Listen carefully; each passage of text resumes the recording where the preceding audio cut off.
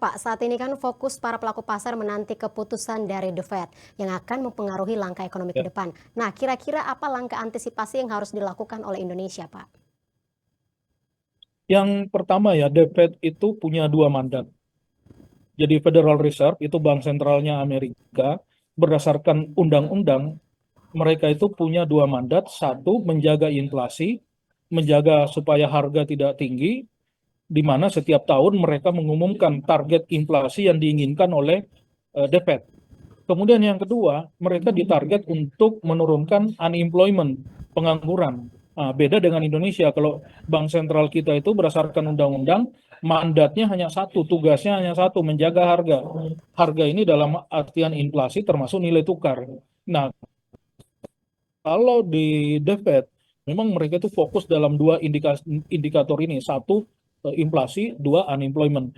Nah, kalau kita lihat sekarang, atau eh, seperti apa langkah The Fed ke depan menghadapi situasi ekonomi seperti sekarang, salah satu yang paling dipertimbangkan The Fed untuk menetapkan suku bunga acuan itu adalah inflasi. Apakah inflasi Amerika yang ada sekarang sesuai dengan target yang ditetapkan oleh The Fed? Nah, The Fed tahun 2025 menetapkan target inflasi kurang lebih 2% plus minus 1%. Artinya bisa bisa 1% atau bisa 3%. Nah, tapi mereka strict dengan angka 2% itu. Nah, kalau kita lihat kebijakan ekonomi Trump yang menetapkan tarif yang ekstra tinggi terhadap sejumlah negara di mana eh, konsumen Amerika itu sudah terlanjur tergantung terhadap impor dari berbagai negara khususnya dari China, ini akan membuat barang-barang yang mereka impor menjadi naik. Nah, bukannya membuat inflasinya turun, tetapi inflasinya malah naik. Artinya dengan adanya trade war, ekspektasi inflasi di China itu menjadi tinggi. Karena ekspektasi inflasinya tinggi, bisa dipastikan dari sisi inflasi tidak akan turun ke level 2%, tetapi malah diproyeksi bisa naik di atas 3%. Ini untuk inflasi Amerika ya, yang dalam situasi normal saja itu kurang lebih 2,4%. Nah, ditambah dengan trade war, ekspektasinya bisa meningkat.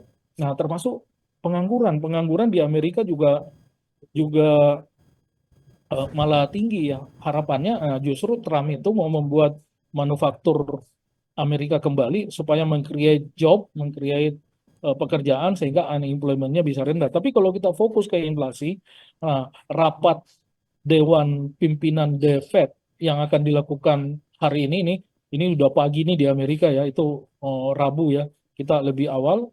Nah, saya memperkirakan The Fed akan menetapkan suku bunga paling tidak sama dengan suku bunga yang ada sebelumnya, yaitu kurang lebih 4,25 sampai 4,5%. Kenapa? Karena tekanan inflasi terhadap perekonomian Amerika itu yang masih sangat kuat dengan ekspektasi inflasi yang sangat sangat tinggi ya.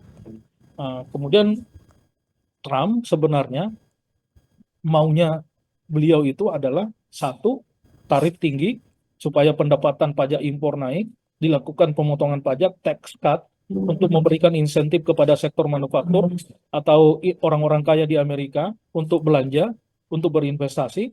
Kemudian yang ketiga, untuk memberikan kemudahan kepada pengusaha, dia akan melakukan deregulasi total, efisiensi dan segala macam, dan ini sudah dilakukan sejak awal oleh Trump. Dan yang keempat, untuk memberikan insentif terhadap perekonomiannya, dia pengennya suku bunga DPT itu juga turun. Kenapa? Karena Trump ingin menyiapkan sumber pembiayaan yang murah bagi pelaku usaha dalam rangka membuka pabrik baru atau dalam rangka ekspansi.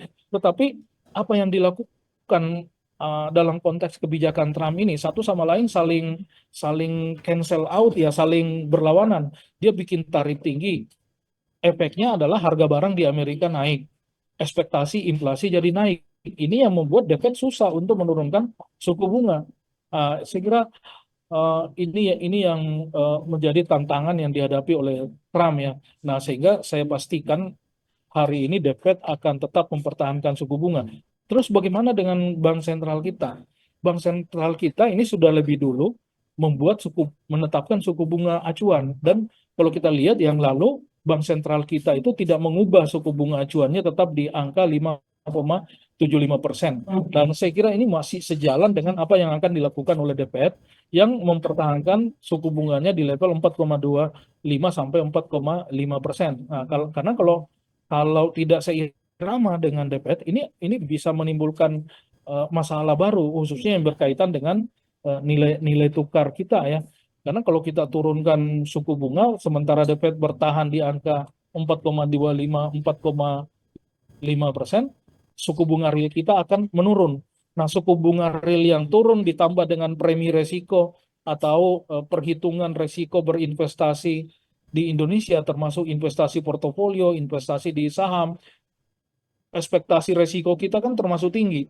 Nah, kalau ini ditambah-tambah, investor portofolio akan menganggap berinvestasi di Indonesia itu tidak menguntungkan, sehingga dia akan pindah ke aset-aset yang berdenominasi US dollar, dan ini akan membuat nilai tukar kita jadi melemah. Dan tidak ada alasan bagi BI dalam situasi nilai tukar kita tertekan seperti beberapa waktu yang lalu dengan nilai tukar yang kurang lebih 16,8 sampai 17 ribu rupiah per US dollar, kemudian kita menurunkan suku bunga, ini akan membuat rupiah semakin tertekan. Apalagi dalam situasi sekarang nih, tekanannya masih belum berhenti. Ini tekanannya kan berlanjut terus nih sampai 90 hari ke depan, sehingga ya menurut saya apa yang dilakukan oleh bank sentral kita dengan membuat suku bunga tetap di angka 5,75% itu adalah langkah yang sangat baik untuk menjaga supaya kurs saham kemudian investasi portofolio tetap ada di domestik kita.